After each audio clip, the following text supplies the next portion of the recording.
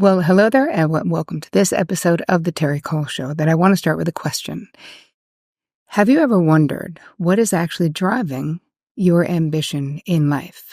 Are you out to create something? Are you passionate about something? Or are you out to prove someone wrong? Because I can honestly say in my young life, when I was in my 20s, that I fell into that latter category of proving something, and I was completely unaware of it. It was like totally news to me in therapy. When I understood that my father wound was driving my ambition.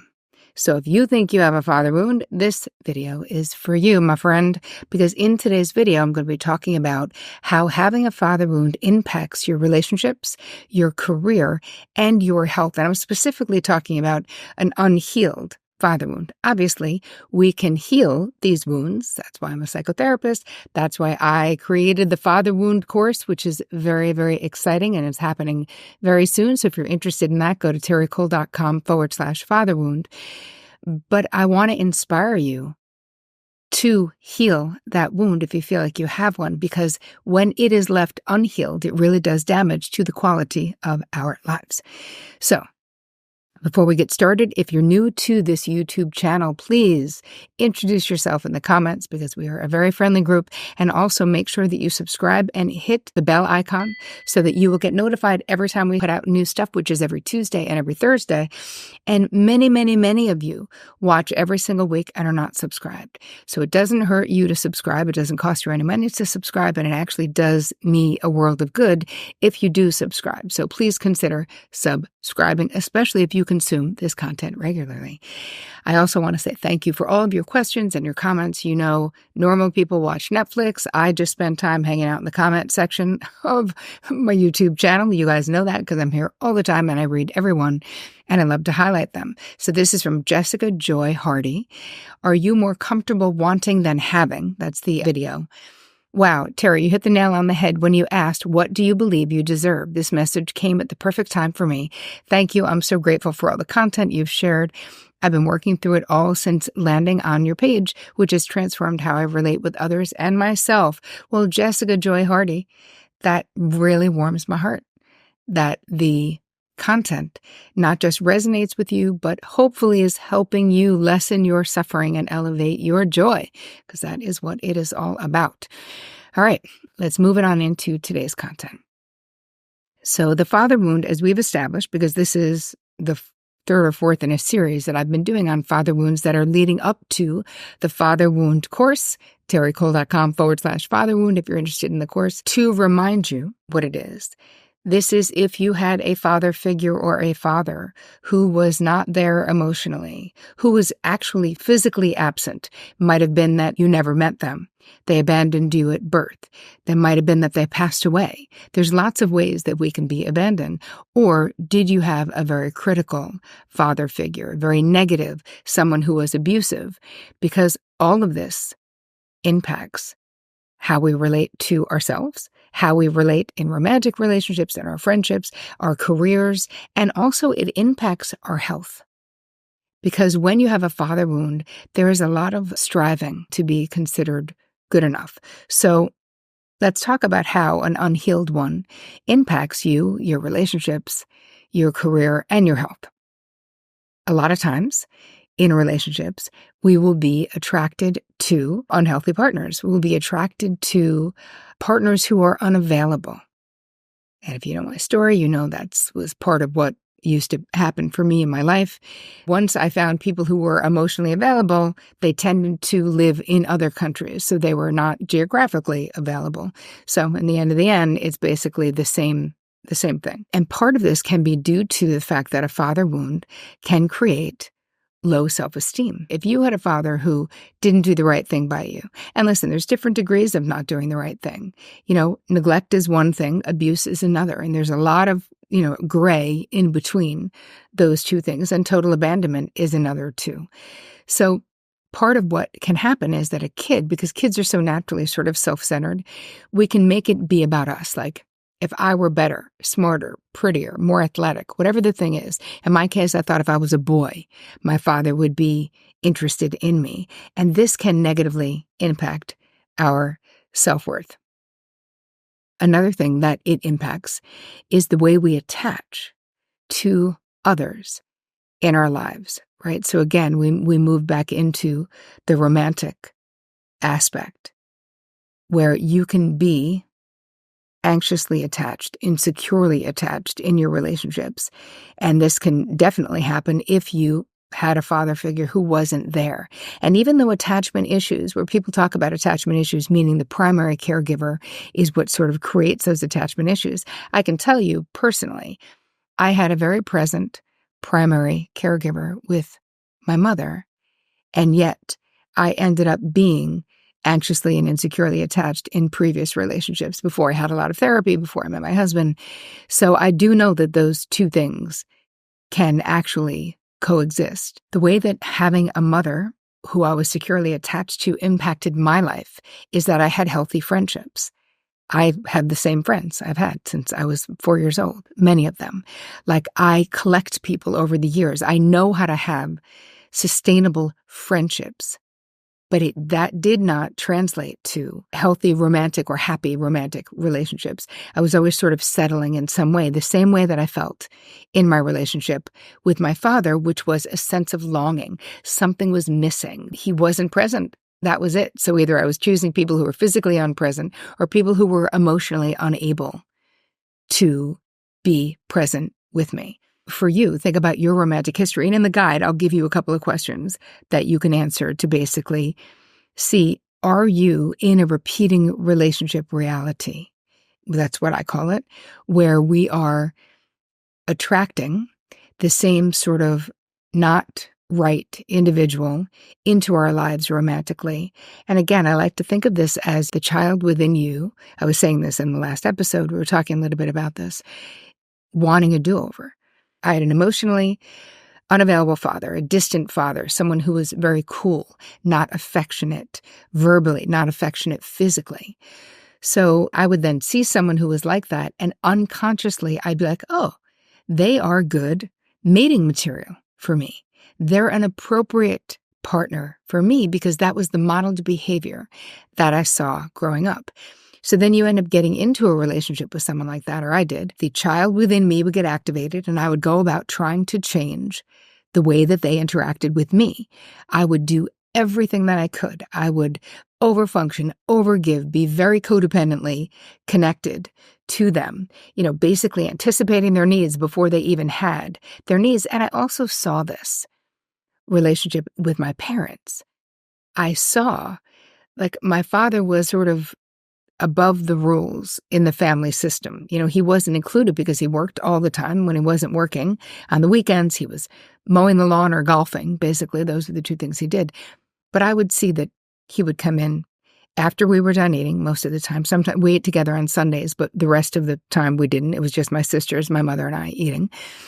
And he'd be like, would you go make me a sandwich or whatever it is? Like, my mother would go make food for my father and bring it to him while he was sitting in his Archie Bunker chair, basically.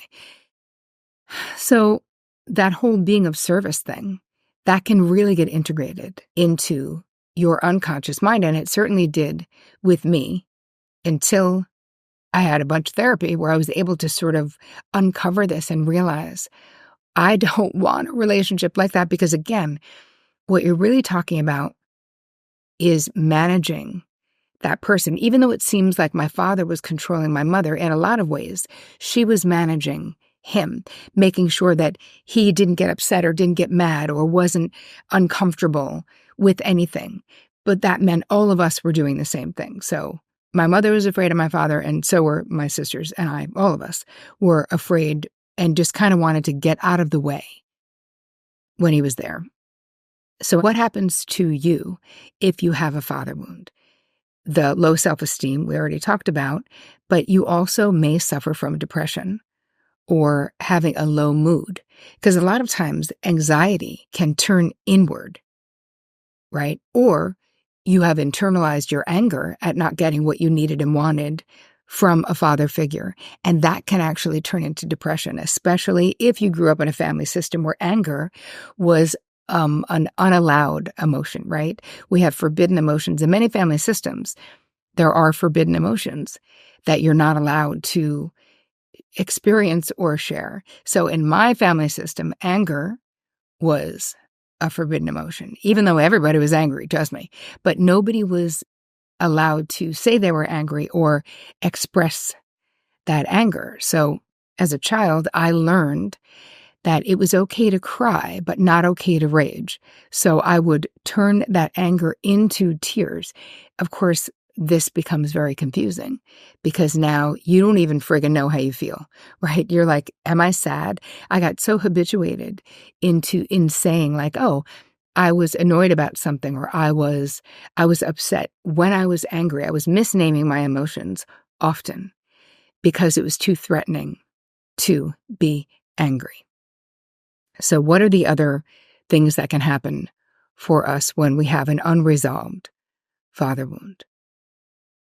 Having boundaries that are too rigid or boundaries that are too porous, because either thing can happen. If you had an unreliable father figure not showing up, even completely absent, the hyper independence that can come from that is that you might have made a decision very young in your life that you aren't going to be vulnerable to other people, that you're not going to trust other people. I definitely and still struggle to ask for and accept help in my life. I was very comfortable having that hyper independence because I really didn't want to owe anybody anything. And what I learned when it came to my relationship with my father and what sort of created the father wound for me is that my father was not there. I could not count on him. I could count on myself. That's who I could count on. And even though my mother was, I feel like my mother was a good mother and present and loving, but she wasn't great at negotiating systems. And so I did feel quite alone a lot of my young life, having to just manage things on my own, even just stuff like going to college. I knew my father would pay for college, but nobody helped me figure it out. I actually had a counselor in high school. It was April of my senior year. And he was like, are you going to college anywhere? You know? And I was like, I don't know. He's like, what do you mean? It's April of your senior year. You haven't applied anywhere? I was like, no. And he's like, do you have anyone who will pay? And I said, I do, because I was very blessed that my father had, put money away for us, right? That my parents had. And so how I ended up going to my undergraduate was this guy who wasn't even my guidance counselor helped me fill out 3 applications. One of them was to CW Post Long Island University, and that's where I ended up doing my undergraduate work. And I loved my college experience. But, this is like the kindness of strangers, basically, that got me there. My father went to college, but he went on a full athletic scholarship. Besides that, there wasn't a lot of people who had in my family system. So it wasn't like they really knew what to do. But again, what did that create in me? A desire to do it all on my own. And the knowledge that I couldn't count on people. So you can have the rigid boundaries, or you can have the boundaries that are too loose, that are too porous. You end up being a people pleaser because of an unresolved father wound. This is another way that it can express itself, where we're basically saying yes, and we feel like we have to be available to people all the time, right? In order to be loved, it's like I must feel like I'm adding value to your life. It's like a utilitarian type thing. So it's almost like earning my place or earning my love. So these are all the ways. And then let's talk about the career a little bit. I can tell you how it impacted me, and I've also seen this many different times, that being highly ambitious, nothing wrong with being ambitious. I've always been ambitious, but I never understood what was driving. So you could have had a great father, right? And you could be very ambitious. But what's driving your behavior is very different than someone with a father wound. At least in my case, I was proving something. I wanted to prove to my father that I would be more successful than any stupid son he could have had because I believed he wished I was a boy. That was my story, right? And so the drive, it's less joyful if you're being driven by anger, being driven by fear of unworthiness or scarcity. Even though you may end up in the same place, you won't end up having the same experience. So for me, healing the father wound in many years of therapy which is why I created this course for you, terricole.com/father wound. Healing it allowed me to sink into and enjoy my ambition. I'm driven now by you. I'm driven by helping. I'm driven by being of service, but not because I feel unworthy, because this really is my dharma, my purpose in life is to spread as much healing as I possibly can, is to sort of even the playing field when it comes to access to really solid therapeutic material. I feel like each and every one of you has a right to heal.